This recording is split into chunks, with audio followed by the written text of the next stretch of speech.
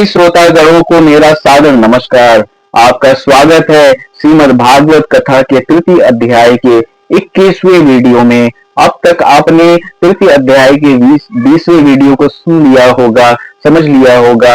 अगर आपने नहीं समझा है तो प्लेलिस्ट के माध्यम से आप 1 से लेकर 20 तक वीडियो जो भाग भाग में बनाए गए हैं श्रीमद् भागवत जी के कथा के, उसे आप सुन करके, समझ करके और 21वें वीडियो की तरफ आगे बढ़ सकते हैं।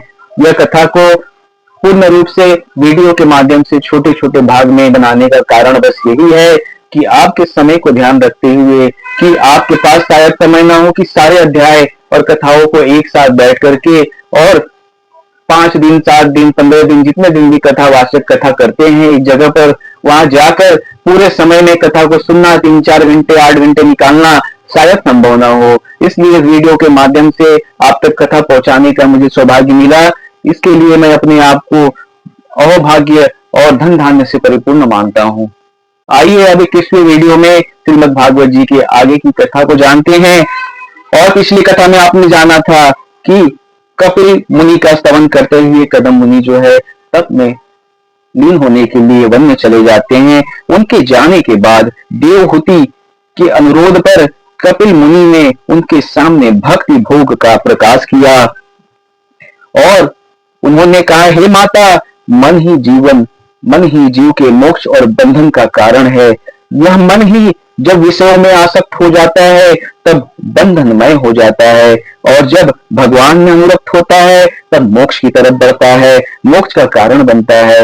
मन जो है वह, आपको अगर कोई प्रश्न करे कि सबसे तीव्र गति से कौन भागता है, संसार में सबसे तीव्र गति किसकी है, उससे तीव्र गति और किसी की नहीं है। न किसी प्राणी की है, न किसी शक्ति की है, न किसी चीजों की है। सबसे तीव्र गति से कौन चलता है, तो मन ही है जो सबसे तीव्र गति से चलता है, जो आपको अभी पल भर में जो है जहां पर छोड़ रखा है वहां से 7 समुद्र पार ले जाने की शक्ति रखता है मन।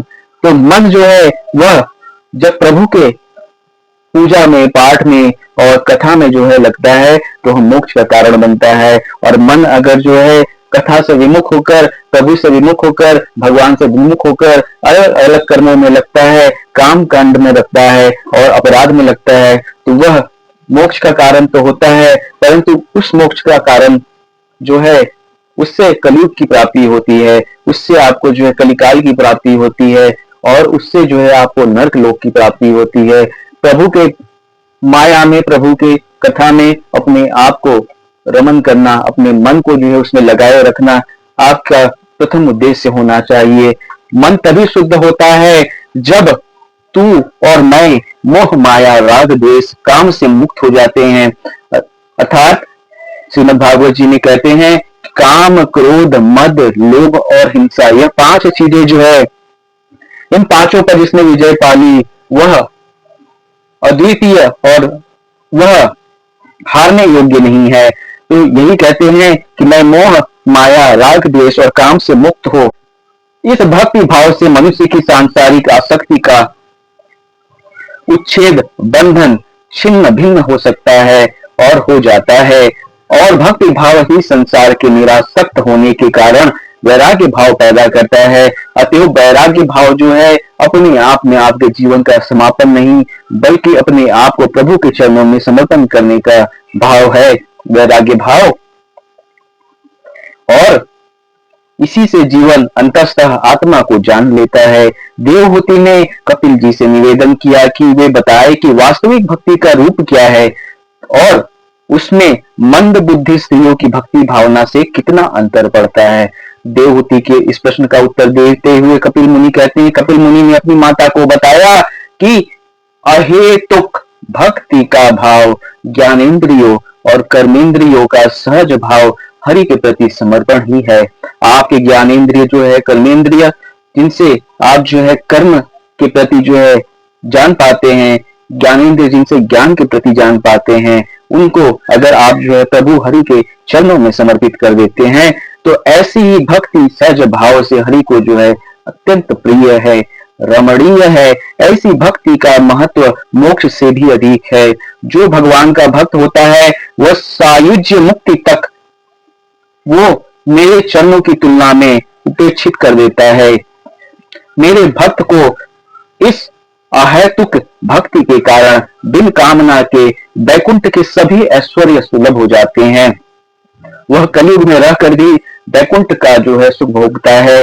अगर अपने आप को जो है, अपने कर्मेंद्रिय को, ज्ञानेंद्रिय को, इन सबको जो है प्रभु को समर्पित करके आप कहो कि प्रभु मेरा सेवा भाव है और जो है आपका ही है, जो मैं कर रहा हूँ वो आपकी इच्छा से कर रहा हूँ, जो मैं करता रहूंगा वो आपकी इच्छा से करता रहूंगा, और जो मैं आगे करने की सोचूंगा वो भी आपकी इच्छा से ही सोचूंगा। इस तरह करके इस भक्ति भाव से अगर आप अपने आप को भगवान को समर्पित कर देते हो तो आपका जो कर्म है वो भगवान तुल्य हो जाता है। हे माता, सभी सांसारिक पदार्थ वासना के मूल लिंग देह से और गृह परिवार से मुक्त अनासक्त भक्ति ही मेरी कृपा और चिंता के विषय में है। यही मेरा दायित्व है।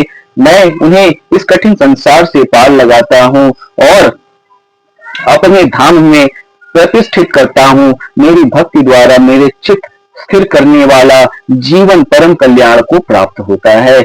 यह कपिल मुनि रूपी भगवान श्री विष्णु, भगवान हरि जो है अपने मुख से जो है वचनों को कह रहे हैं। श्रीमद् भागवत जो है भगवान श्री भागवत जी और श्री हरि विष्णु के मुख से निकला हुआ यह भागवत कथा है।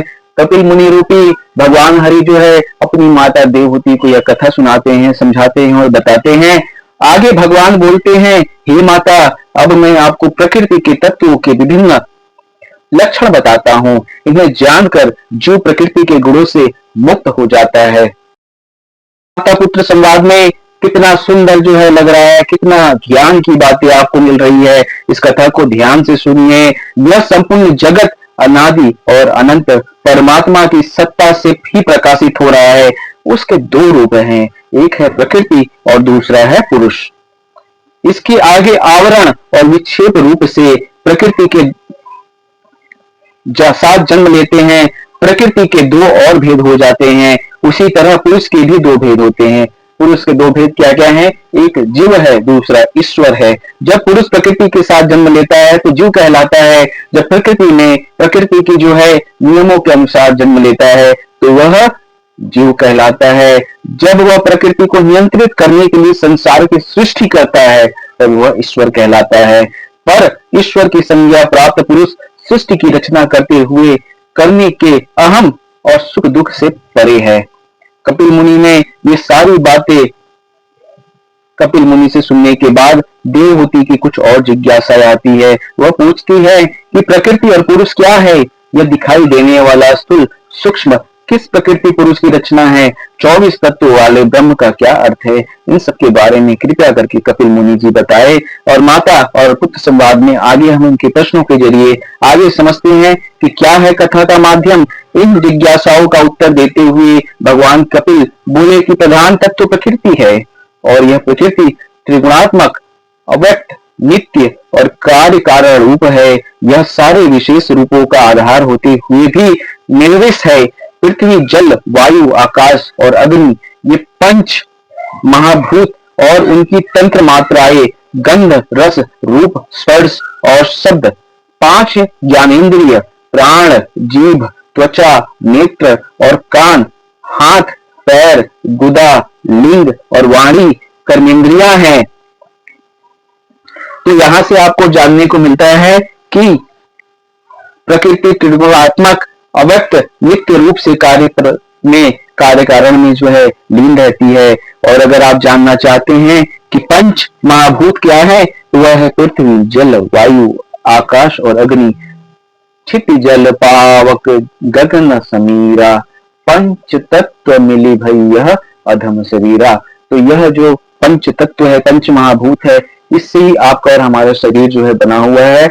और इन पंच तत्वों में जो है शरीर जो है, आत्मा जैसे शरीर को त्यागती है वह शरीर पुनः पंच तत्वों में लीन हो जाता है। अब आप बोलेंगे पंच तत्वों में कैसे लीन होता है? तो देखिए, आप जब धाराशाही होते हैं, जब मृत्यु के शैया में सोते हैं तो आप पृथ्वी की गोद में सोते हैं। उसके बाद आपका जो है वायु से स्पर्श होता है आपके शरीर का, और उसके बाद आपके शरीर को जो है अग्नि में छोड़ दिया जाता है जलने के लिए, ताकि उसकी राख बन जाए और आपका शरीर जो है उस धुआं के माध्यम से धूम्र होकर वह आकाश की तरफ चला जाता है, वायु में समर्पित हो जाता है और अंत में जो अस्थियां होती है उसे जल में विसर्जित कर दिया जाता है। इस प्रकार आपका शरीर जो है पंच महाभूतों से बना हुआ पंच तत्वों में लीन हो जाता है। अब हम जानते हैं तंत्र मात्राएं क्या है। गंध, रस, रूप, स्पर्श और शब्द, ये जो है तंत्र मात्राएं हैं। मतलब अगर आपको किसी के गंध सुगंध का अनुभव होता है, वह तंत्र मंत्र विद्याओं के कारण हो रहा है। रस, रूप, स्पर्श, शब्द, ये सारे जो है तंत्र मात्राएं हैं। और ज्ञानेंद्रिय क्या है, जिनसे हमें ज्ञान होता है, जिस इंद्रिय से हम जानते हैं कि क्या है यह चीज। प्राण, अगर प्राण आपके अंदर है तो आप जानोगे कि ये दुनिया क्या है, कैसी है, और आप जीवित हो। आप अपनी ज्ञानेंद्रिय, आपकी इंद्रियों से जो है आप समझ पाते हो, और जीभ, जिससे आप जो है स्वाद लेकर समझ पाते हो कि क्या आप जो है भक्षण कर रहे हैं। त्वचा है, जिसके स्पर्श से आप समझ पाते हो कि यह चीज ठंडी है या गर्म है, कैसी है। और नेत्र है, जिससे आप देखकर समझ पाते हो कि क्या चीजें सही हैं, कौन सी चीजें गलत है। और प्रभु के हरि रूप के दर्शन करते हुए आपके नेत्र जो है उनमें रमणीय हो जाते हैं। और उसके बाद कान है, जिनसे आप जो है यह कथा सुन रहे हो, जान रहे हो। यह सब ज्ञानेंद्रिय तो है। हाथ, पैर, गुदा, लिंग और वाणी जो है, हाथ पैर जो है और गुदा जो है मलद्वार, लिंग जो है जो कामद्वार, और वाणी, ये सारे जो कर्मेंद्रिया है। इनसे हम कर्म करते हैं, अपने अच्छे बुरे कर्म जो है हाथ पैर गुदा लिंग और वाणी से करते हैं। और मन, बुद्धि और चित्त और अहंकार, ये चार जो है मन की वृत्तियां है। मन, बुद्धि, चित्त और अहंकार, ये वृत्तियां है। 24 तत्व ही सगुण ब्रह्म कहलाते हैं। अब जैसा कि आपने सुना कि 24 तत्वों के बारे में जब भगवान कपिल मुनि से जो है माता देवहूति पूछती हैं तो 24 तत्वों के बारे में वो बताते हैं। पंच महाभूतों के बारे में बताया, 5 तंत्र मात्राओं के बारे में बताया, तो 5 5 हो गए 10। 5 ज्ञानेंद्रियों के बारे में बताया, वो हो गए 15।